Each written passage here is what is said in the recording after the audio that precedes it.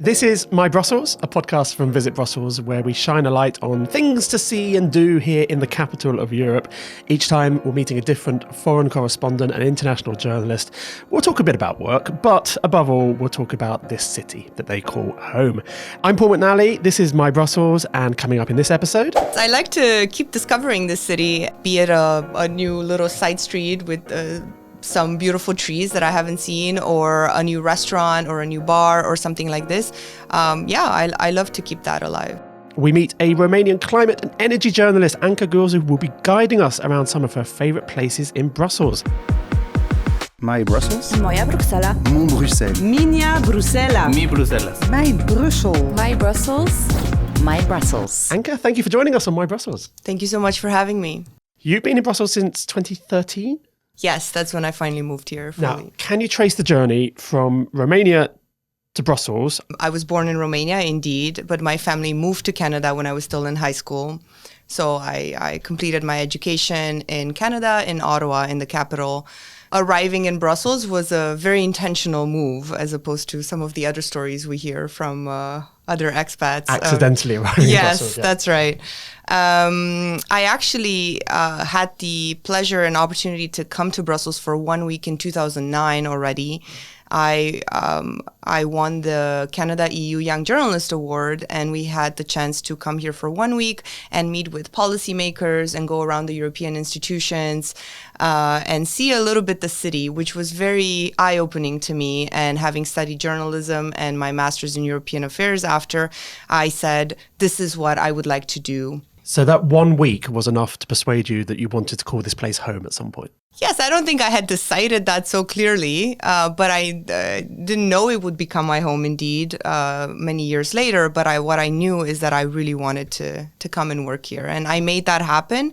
It took about 5 years. I had to take, the right master's program and the right internship.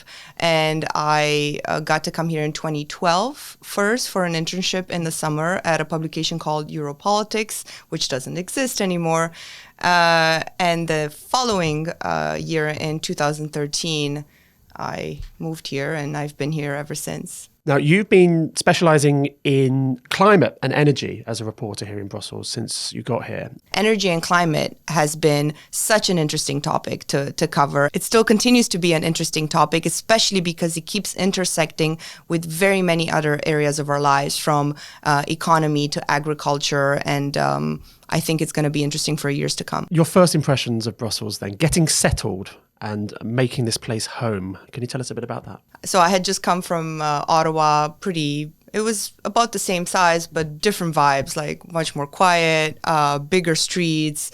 And it was a bit overwhelming to move back to Europe. And in this buzzing city in Brussels, I remember one of the first places I lived and was by Porteal metro station, which is close to the Marol, but it was just like a very different... very busy. Very busy.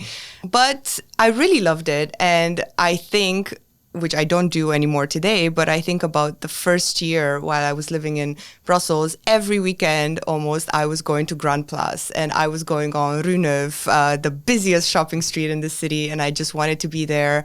And I was taking what I called my European walks, just to explore the city. I don't do that anymore because that place is so busy and I don't go. You were doing a lot of the obvious touristy stuff. Yes. Whereas now, in a bit, we're going to move on to some of your suggestions, and a lot of them are a bit more hidden and a bit more off the beaten path. So it's good that you've been able to explore the diversity of Brussels. On every episode of My Brussels, we ask our guests for expert tips on places to go, things to see, places to eat and drink and relax.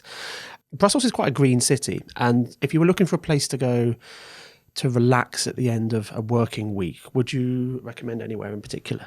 Well, there's two green spaces that I particularly love to go to. One is a bit of a hidden gem, let's say, very close to where I used to live in Etterbeek before.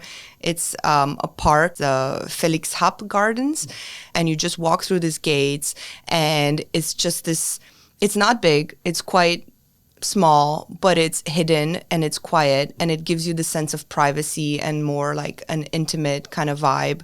And there's also a pond there if you continue down some of the walking paths with birds, and it's just very serene if you want to sit there and read your book or just decompress.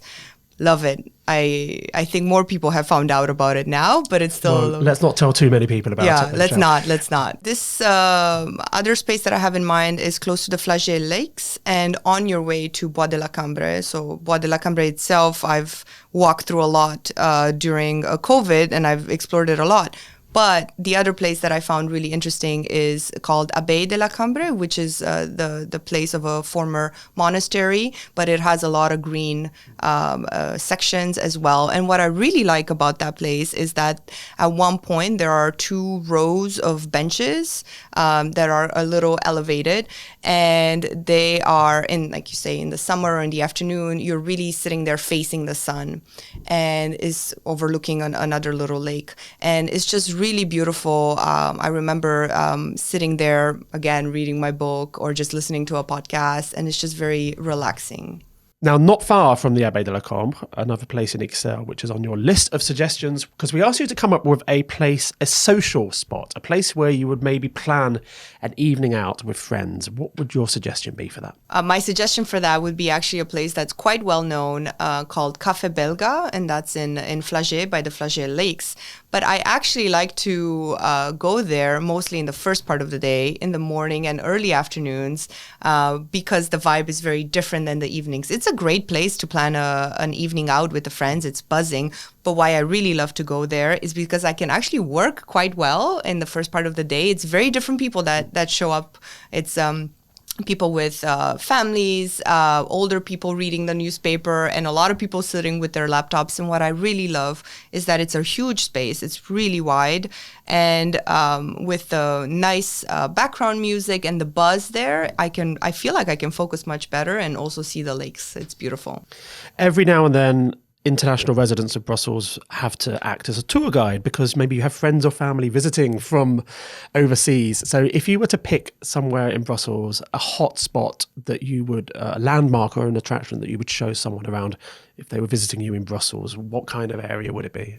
Oh, that's a very easy answer, and that's my favorite spot in Brussels. It's the area close to it's in the city center. It's the area close to the Music Museum that's overlooking the Grand Place. So we're talking about the higher part of Mont area. I really love the view. You see Grand Place, and during the summer you see the beautiful array of flowers in the Mont area. Sometimes you have a musician or someone performing something there. I've seen beautiful sunsets from that spot, and it's just to this day, it's my favorite spot. And every time I have friends visiting or family, I bring them there for sure. It must be one of the most Instagrammable places in Brussels, I guess. Yeah. But also the Musical Instrument Museum itself, if you head up to the top floor, some absolutely stunning views from there. It's also a great view. Finally, a hidden gem, somewhere that maybe people don't know about. And you chose an animal park in Woluwe-Saint-Lambert. Tell us about this. Yes, I like to keep discovering this city. And this animal park is a small section of the Roodebeek Park in Woluwe-Saint-Lambert. As you mentioned, it's, again, not very big, but you go there and then you have a pony and a donkey and 2 goats living in this space together. And then you have sheep and geese and birds, and they're all, with their little name tags on the door. And what I really love is that the caretaker, he seems to really love the animals, and he's been doing it, I think, for decades. And that also, just gives such a homey vibe to the whole place. And I love animals. So for me, discovering this was such a treat, and I love going there. We've had lots of green suggestions from you today. You're obviously a fan of outdoors and exploring. You mentioned that you're always discovering new things. So Brussels still, even after all this time, it still has surprises in store for you. You still find new things all the time.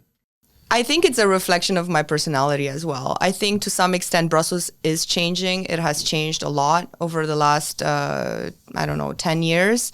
But yes, I love discovering. I love exploring, and be it a new little side street with some beautiful trees that I haven't seen, or a new restaurant or a new bar or something like this. I love to keep that alive. Anke, thank you ever so much for joining us on My Brussels, and thank you for all of your suggestions as well. My pleasure. If any of those caught your interest and you'd like to find out more about them, except maybe not Felix Hap Park, because we're keeping quiet about that because Anke doesn't want you to go there, we will put all the details in the show notes of this podcast. Thank you ever so much for listening to My Brussels. Please do leave us a review, share and subscribe. To explore more, head over to the Visit Brussels website, visit.brussels. Check the What to Do section. You'll also find the link in the show notes as well. And let's keep the conversation going as well. You can follow us on LinkedIn, Instagram and Facebook at Visit Brussels. And if you have a great tip to share, then please drop us a message. We'd love to hear from you. My Brussels is a Visit Brussels production. It's produced by Anke Harthoorn. It's recorded here at the Press Club Brussels, Europe. I'm Paul McNally, and we'll be back with more insider tips about enjoying and exploring Brussels in the next episode.